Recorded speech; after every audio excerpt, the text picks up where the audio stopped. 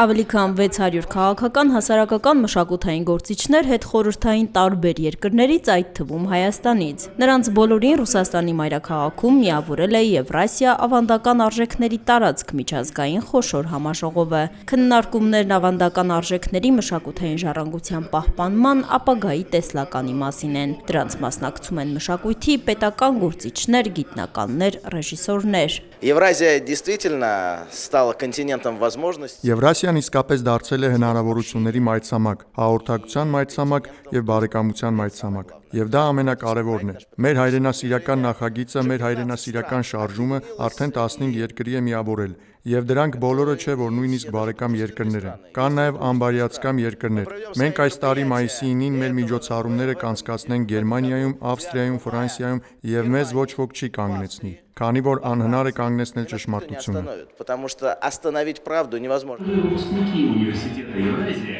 Ֆորումի նախաձեռնողը Եվրասիա անկախ ոչ առևտրային կազմակերպությունն է, որի նախագծերը միտված են միջազգային համագործակցությանը, ռուսերենի տարածմանը, կրթամշակութային ծրագրերի զարգացմանը։ Կազմակերպությունը ակտիվ աշխատանքներ է իրականացնում նաև Հայաստանում։ Գործունեության 8 ամիսների ընթացքում մեր երկրում ավելի քան 200 միջոցառում է անցկացրել։ Ավելի քան 2000 մարդ իրեն համարում է Եվրասիայի ուսանող։ Կարծում եմ, սա շատ կարևոր արդյունք է։ Մենք հիմա տեսնում ենք, որ այդ աշխատանքը շատ անհրաժեշտ է, քանի որ եթե նախկինում ինչ-որ երկիր համարում էր, որ ավանդական արժեքներն ու Ռուսաստանի հետ հարաբերություններն ինքնին ակնհայտ են, ապա այժմ մենք հասկանում ենք, որ ստիպված ենք ապացուցել, որ սպիտակը սպիտակ է, քանի որ եթե չես անում, ապա մեկ ուրիշն է գալիս, ապացուցելու, որ սպիտակը սև է։ Сейчас мы видим, что нам приходится доказывать, что белое – это белое. И когда ты это не делаешь, то приходит другой и доказывает ребятам, что белое – это черное. Когда мы начали работать… Երբ սկսեցինք աշխատել, իրավիճակը խիստ փոխվեց հայ երիտասարդության դիրքորոշումը Ռուսաստանի նկատմամբ։ Սա կապված է նաև տեղեկատվական դաշտում մեր ակտիվ աշխատանքի հետ։ Հայաստանում շատերն այսօր սխալմամբ կարծում են, որ Ռուսաստանը ոչինչ չի անում։ Դա պայմանավորված է նրանով, որ նման նախաձեռնությունները բավարար չափով չեն լուսաբանվում։ Այն,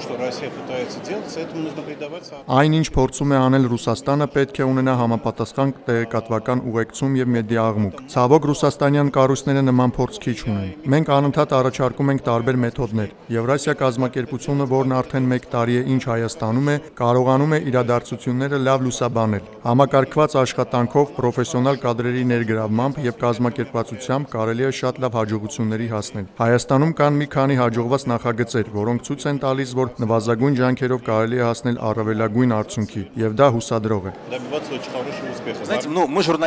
Ֆորումի պանելային քննարկումները մշակութային ինքնության ու ավանդական արժեքների, մեդիա համագործակցության, երիտասարդության դերի, եվրասիական քաղաքական տնտեսական ինտեգրացիայի հնարավորությունների վերաբերյալ էին։ Եվրասիայի մշակութային կոդը ժողովուրդների ավանդական արժեքների հաղորդակից խորագրով պանելային քննարկման մասնակիցների թվում էր նաև սերբ հայտնի կինոռեժիսոր, պրոդյուսեր, սցենարիստ ու կոմպոզիտոր Էմիր Կուստուրիցյան։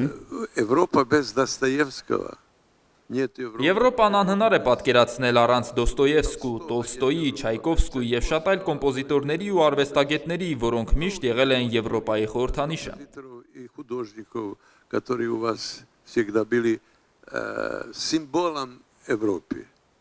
Նրանք հիմա Եվրասիայի խորհրդանիշն են, այն մայրցամաքի, որտեղ խաչաձևում են եվրոպական եւ ասիական մշակույթները։